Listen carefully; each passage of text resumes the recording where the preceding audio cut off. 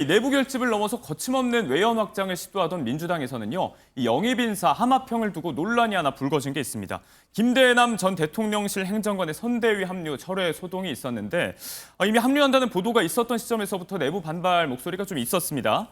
김건희 여사발 낙하산 인사다라는 비판을 했던 게 다름 아닌 민주당이었기 때문입니다. 바로 여기에서 시작된 의혹인데요. 관련 영상 하나 보겠습니다. 하고 우리가 한동훈 때문에 지금 진짜로 야 죽으려고 하더라고. 야 니네가 이번에 그거 잘 기획해서 서울에서 치면 네 여사가 들었다 놨다 했다고 좋아하겠는데. 작년이 전당대회를 앞두고 이른바 한동훈 전 대표 공격 사주, 김건희 여사가 좋아할 것이다. 이런 논란 끝에 탈당을 했던 인물이었습니다.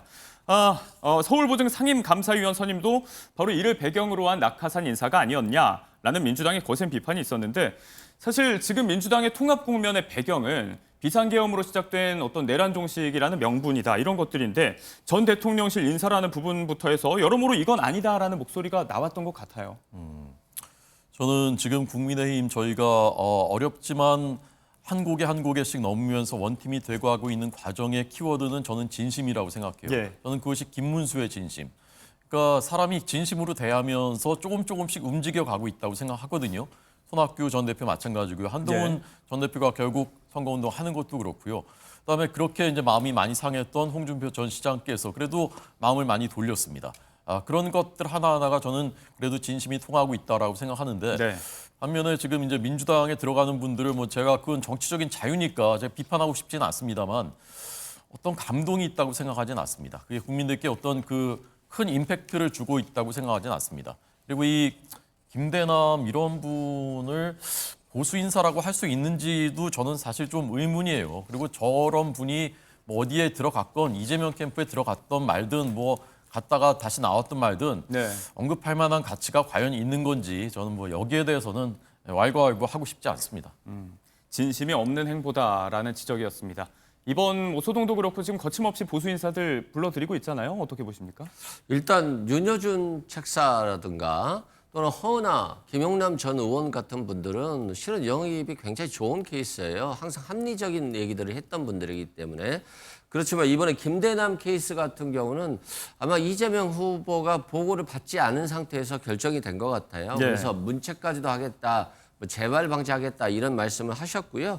또 황정화 대변인도 이렇게 얘기를 했거든요. 이번 윤여준 총괄위원장이 이번 영입과 관련해서는 재발 방지를 위해서 경위 파악을 해라라고 했는데 실제 김건희 여사 라인이라고 하고 또 한동훈 전 대표에 대해서 공격하면 김건희 여사가 얼마나 좋아하겠냐라고 하는 것들이 나왔던 김대남 씨이기 때문에 이 영입은 잘못된 거거든요. 그래서 정말 대선 시기에 바쁜 것은 알겠습니다만 그럼에도 불구하고 철저하게 검증이 필요하다 말씀드립니다. 말씀하신 대로 민주당에서도 일정 정도 이런 부분에 대한 우려가 있었고 검증 절차가 지켜지지 않은 실무진 실수다라고 이재명 대표도 직접 인정을 했습니다.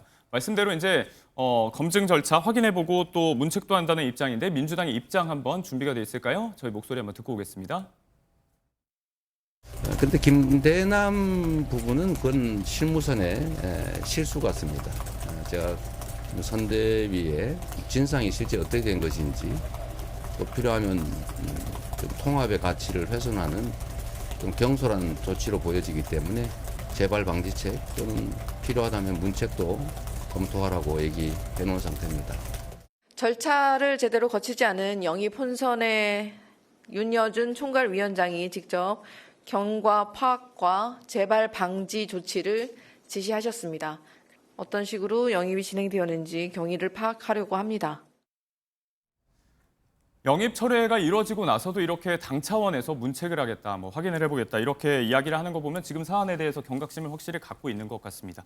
앞서 이제 홍준표 캠프 쪽에 이병태 교수 합류 불발건도 있었고 보도가 나올 때부터 내부에서도 반발 목소리가 있다는 보도가 계속 있거든요. 어떤 배경에서 지금 이 인선이 좀 논의가 됐을까요? 들리는 얘기가 있습니까? 그러니까 우리가 항상 이 대선 때 되면 인재 영입하고 또 내부 인사도 인선을 하잖아요. 선대위로. 그러다 보면 굉장히 많은 일이 발생하거든요. 그래서 상당히 개별적으로 이걸 정리하기가 좀 어려워요.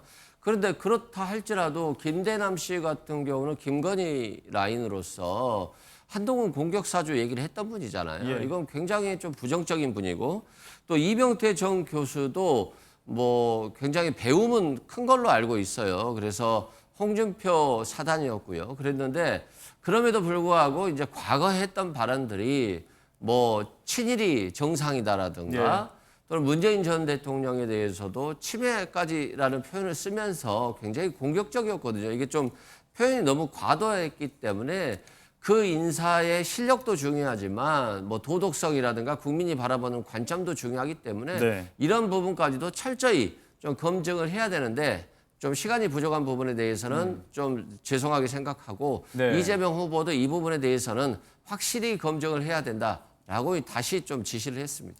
사전 검증이 충분하지 않았다라고 정리를 좀 해주셨습니다. 아무튼 이 논란 끝에 선대위 합류는 김 전 행정관 스스로 지지 선언을 철회하면서 일단락되는가 싶었는데 곧바로 김문수 후보 지지 선언을 했습니다. 앞서 이제 한동훈 전 대표 공격 사주 의혹의 중심에 있던 인물이라고 말씀을 드렸잖아요. 한 전 대표가 이런 행보에 대해서 당과 지지자에 대한 모욕이다라고까지 강하게 날을 세웠습니다. 지금 우리 국민의 그 40% 가까이가 김문수 후보를 지지하고 있지 않습니까? 저 김대남이라는 분이 김문수 후보를 지지하든 말든 저는 개인적으로 큰 관심이 없습니다. 큰 변수는 되지 못한다. 변수가 아니라 뭐 그 관심 자체가 저는 없고요. 예. 저는 진짜 우리가 경각심을 가져야 될 것은 이재명 캠프에 누가 들어갔다 뭐 검증이 안 됐다 이런 문제가 아니라 지난 3년 동안에만도 4번이나 말이 바뀌었던 이재명 후보의 기본소득도 기본사회라고 얘기를 했습니다. 어제 발표했습니다. 기본소득과 기본사회가 다르다는데 어떻게 다른지는 설명하지 않았고요. 예. 10만 원씩만 지급을 해도 이게 뭐 100조 원에서 200조 원이 든다고 합니다. 우리나라 1년 예산이 600조 원이에요. 600조 원. 그런데 어떻게 해서 이렇게 하겠다라는 것인지 아무 설명이 없습니다.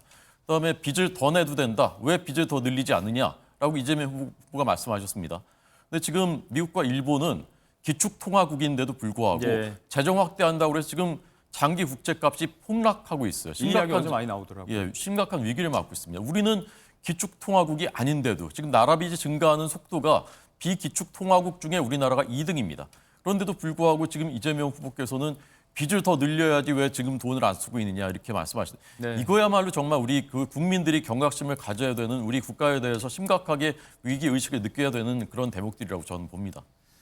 네, 말씀하신 이재명 후보 얘기로 다시 돌아와서 좀 이야기 이어가 보겠습니다. 어제 유세 일정을 좀 살펴보면 제주를 찾았다가 문재인 전 대통령이 사저가 있는 곳이죠. 경남 양산으로 올라왔습니다. 관심을 모았던 만남이 이루어지진 않았고 다만 문 전 대통령 기소건과 관련해서 검찰의 수위 높게 비판하는 발언 있었습니다. 영상 보고 오겠습니다. 검찰이 요새 하는 짓을 보면 이게 도대체 제정신인지 저는 이해가 안 됩니다. 저는 상식적으로 볼 때 그냥 죄 지은 자 죄를 찾아서 엄정하게 처벌하겠다 이해해요. 그런데 없는 죄를 만들려고 저렇게 강렬하게 왜 난리를 칩니까? 우리 문재인 대통령 기소해가지고 이제 서울로 수백 킬로씩 왔다 갔다 하면서 이제 1박 2일로 재판받아야 되잖아요. 한번 고생 한번 해봐라 그 말이죠. 이런 걸 권력 남용이라 그러죠. 직권 남용. 국민이 맡긴 권력으로 누군가를 괴롭히는데 그 권력을 쓰면 되겠습니까? 없는 죄 만들어서 기소한다. 꾸준히 해왔던 이 검찰 비판의 목소리에 문재인 전 대통령의 기소권을 얹었습니다. 기소를 할 거면 양산 가까이서 하면 되지 왜 서울로 해서 이렇게 수백 킬로미터씩 왔다 갔다 하게 하느냐 이런 발언들 어떻게 들으셨습니까? 그러니까 문재인 전 대통령을 언급하지만 실제로는 이제 본인 말씀을 하시는 거죠. 왜 나를 괴롭히느냐, 죄 없는 나를 말씀하시는 건데 아니 공직선거법 등의 한두 개 빼고는 전부 다 이재명 대표 받고 있는 혐의 재판받고 있는 게 다 문재인 정부 때 검찰에서 수사를 시작했었던 것입니다. 경찰과 검찰에서. 없던 죄를 누가 만들어낼 수 있습니까? 없던 죄를 그러면 문재인 정부 검찰과 경찰이 만들어내서 수사하고 기소해서 재판까지 받고 있는 것입니까?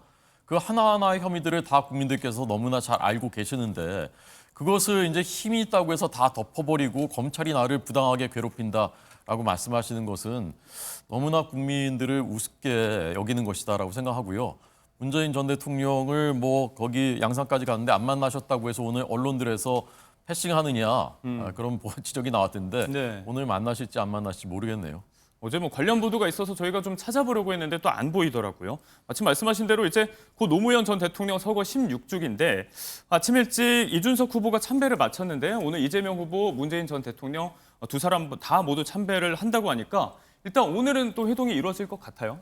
뭐 회동이 있을 수 있고요. 근데 회동 여부를 떠나서 항상 문재인 전 대통령과는 같은 의지로 정권 교체를 위해서 함께하고 있다 이런 말씀드리고 문재인 전 대통령의 사위 같은 경우도 노동을 제공하고 급여를 받은 거잖아요. 네. 한국에 있었더라고 한다면 더 좋은 회사에 취직됐었을 것이고 더 많은 부정한 유혹에 있었겠죠. 그럼에도 불구하고 본인이 어려운 여건으로 오히려 간 것이기 때문에 네. 부정한 청탁 관련해서도 검찰이 입증하지 못하면서 기소한 것은 좀 어거지로 기소한 것이다 말씀드리고 이재명 후보에 대한 수사가 꼭 문재인 정부에서 이루어졌다고 하는데요. 그때 문재인 정부의 윤석열 검찰총장입니다. 결국 윤석열 전 대통령이 수사를 한 것이고 윤석열 정부 3년 동안 또 수사한 거잖아요. 네. 그리고 지금까지 뭐 제대로 나온 게 없잖아요. 그런 측면에서는 검찰이 수사권을 남용했다라고 충분히 볼 수 있을 것 같다 네. 말씀드리고요. 이재명 후보가 성장에 방점을 찍었고 성장을 얘기한 것은 나라가 그만큼 어렵기 때문입니다. 네. 그럼에도 불구하고 기본 사회에 대한 얘기들을 한 것은 뭐 25만 원씩 민생지원금 주겠다 이런 얘기를 한 것이 아니라 지금 굉장히 어려운 부분이 많잖아요. 청년들이 결혼을 하지 않고 애를 낳지 않고 그래서 고령화 사회로 되고 있지 않습니까? 기본주택이라든가 여러 가지 기본 사회를 위해서 네. 준비해야 될 게 많다라고 말씀드립니다. 선거 국면이 반환점을 돌면서 서서히 지지층 결집 쪽으로 또 목소리를 내고 있는 이재명 후보의 이야기였습니다.